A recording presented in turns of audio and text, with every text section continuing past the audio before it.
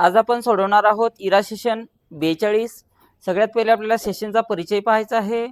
त्यानंतर आपल्याला या ठिकाणी क्लिक करायचं आहे।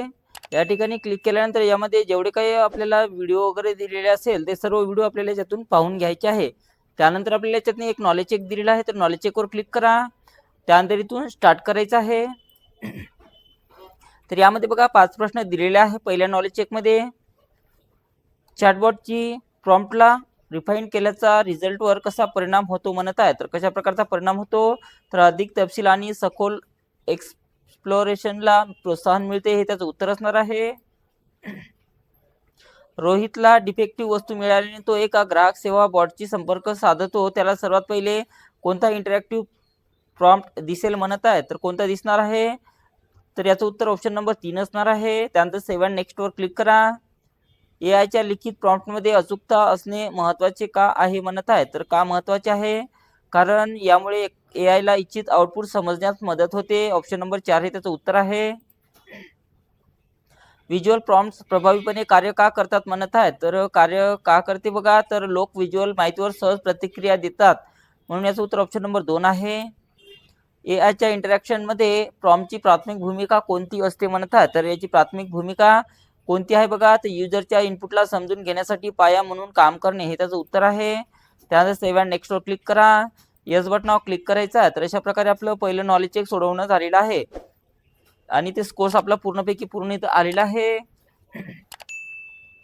त्यानंतर यामध्ये आपल्याला दुसरं नॉलेज चेक या ठिकाणी दिलेलं आहे। तर दुसरं नॉलेज चेक इथून स्टार्ट करा।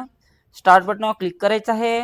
यामध्ये बघा 4 प्रश्न दिलेले आहेत। तर पहिला प्रश्न, एखाद्या चॅटबॉटची योग्य तो रिस्पॉन्स देण्याची क्षमता या गोष्टीवर अवलंबून असतो म्हणत आहे। तर कोणत्या गोष्टीवर अवलंबून असते, तर युजरची आधीची इंटरॅक्शन आणि सुरू असलेल्या इव्हेंट्सवर। तर हे त्याचं उत्तर असणार आहे। एक चांगला चॅटबॉट युजरच्या गरजा अचूकपणे समजून कोणत्या प्रकारचा रिस्पॉन्स देऊ शकतात म्हणत आहे। तर कोणत्या प्रकारचा रिस्पॉन्स देऊ शकतो बघा, तर इमेजेस, ग्राफ्स किंवा लिंक्स यासह वेगवेगळे रिस्पॉन्स देऊन। त्यानंतर सेव्ह अँड नेक्स्ट करा। एआय मध्ये सॉफ्ट प्रॉम्प्टची डॅटाची वैशिष्ट्ये आहे म्हणत आहे। तर सॉफ्ट प्रॉम्प्टची ही कोणती वैशिष्ट्य आहे बघा, तर याचं उत्तर सर्जनशीलता आणि खुलेपणा आहे। कृषी क्षेत्रात एआय वापरण्याचे उद्दिष्ट डॅश डॅश हे आहे म्हणत आहे। तर याचं प्राथमिक उद्दिष्ट काय आहे बघा, तर संसाधनाचा कार्यक्षमपणे होणारा वापर वाढवणे आणि पिकांचे उत्पादन वाढवणे। तर ऑप्शन नंबर 3 हे त्याचं उत्तर असणार आहे। त्यानंतर सेव्ह अँड नेक्स्टवर क्लिक करा। यस बटनावर क्लिक करायचा। तर अशा प्रकारे आपलं दुसरं सुद्धा नॉलेज चेक सोडवणं झालेलं आहे आणि आपला स्कोर्स पूर्णपैकी पूर्ण इथं आलेला आहे। त्यानंतर दुसरं नॉलेज चेक सोडवल्यानंतर आपल्याला यामध्ये एक तिसरं नॉलेज चेक दिलेलं आहे। तर ते आपल्याला पाहायचं आहे कोणत्या ठिकाणी आहे, तर एआय टूलवर इथे क्लिक करा। या डाऊन एरोवर क्लिक करायचं आहे। बघा हे ब्लॅक कलर मध्ये आहे, तर हे सोडवायचं नाही आहे। जे आपल्याला ब्लू आणि ऑरेंज कलर मध्ये आहे तेच आपल्याला सोडवायचे आहे। हा सुद्धा ब्लॅक मध्ये आहे। त्यानंतर याच्या खालच्या याच्यावर क्लिक करा। बघा हे मी सोडवलेलं आहे, तर हे आपल्याला सोडवायचं आहे। तर या नॉलेज चेकवर क्लिक करा। हे आपलं तिसरं नॉलेज चेक असणार आहे आणि इथून स्टार्ट करा। यामध्ये बघा 2च प्रश्न आहे। तर पहिला प्रश्न, विड आयओ डॅश डॅश एआय वापरून व्हिडिओ एडिटिंग सोपे करते म्हणत आहे। तर याचं उत्तर ऑटोमॅटिंग सबटायटल्स आणि ट्रान्सलेटसाठी। तर हे त्याचं उत्तर आहे। विड आयओचे एआय अवतार युजर्सना डॅश डॅश करण्यास मदत करतात म्हणत आहे। तर व्हर्च्युअल प्रेझेंटेशन म्हणून काम करण्यासाठी मदत करते। तर त्यानंतर बघा ऑप्शन नंबर 3 वर क्लिक करा आणि नंतर सेव्ह अँड नेक्स्टवर क्लिक करायचं आहे। येस बटनावर क्लिक करा। तर अशा प्रकारे आपलं तिसरं सुद्धा नॉलेज चेक सोडवणं झालेलं आहे आणि या ठिकाणी आपला पूर्ण स्कोर्स इथं आलेला आहे। त्यानंतर तिसरं नॉलेज चेक सोडवल्यानंतर यामध्ये डायरेक्ट आपल्याला सेशन कम्प्लिशन टेस्ट दिलेला आहे। यामध्ये do it guided, do it your सेल्फचे प्रश्न दिलेले नाही, सेल्फ पाथ लर्निंगचे प्रश्न दिलेले नाही। डायरेक्ट आपल्याला सेशन कम्प्लिशन टेस्ट सोडवायचा, तर त्याच्यावर क्लिक करा आणि इथून स्टार्ट करायचं आहे।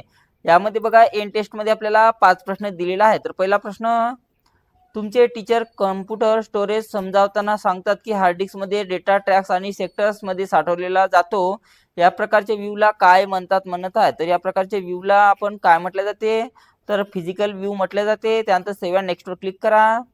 तुम्ही एक फाईल उघडता आणि त्यातील नेम्स, डेट्स आणि नंबर्स पाहता, पण ते डेस्कवर कुठे साठवले आहे याची काळजी करत नाही। तुम्ही कोणते व्ह्यू वापरत आहात म्हणत आहे। तर कोणते व्ह्यू वापरत आहात बघा आपण, तर लॉजिकल व्ह्यू आहे। त्यानंतर सेव्ह अँड नेक्स्टवर क्लिक करा। एका लायब्ररी डेटाबेसमध्ये प्रत्येक बुकच्या रेकॉर्डमध्ये टायटल, ऑथर आणि ISBN नंबर आहे। या सर्व तपशिलांचा एकत्रित संच काय म्हणतो म्हणत आहे। तर या सर्वांना काय म्हटले जाते, तर या सर्वांना रेकॉर्ड्स म्हटले जाते. त्यानंतर सेव्ह अँड नेक्स्टवर क्लिक करा. जर तुमच्याकडे अनेक रेकॉर्ड्स एकत्र साठवलेले असतील तर डेटाबेस टर्मिनॉलॉजीमध्ये या संचाला काय म्हणत आहे, तर या संचाला फाईल्स असं म्हटले जाते. त्यानंतर सेव्ह अँड नेक्स्टवर क्लिक करा.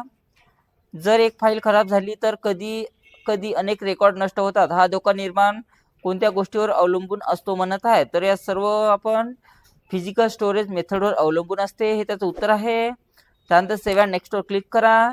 येस बटनावर क्लिक करायचं आहे. तर अशा प्रकारे आपलं इरा सेशन 42 कंप्लीट सोडवणं झालेलं आहे आणि या ठिकाणी आपला स्कोर सुद्धा पूर्ण आलेला आहे.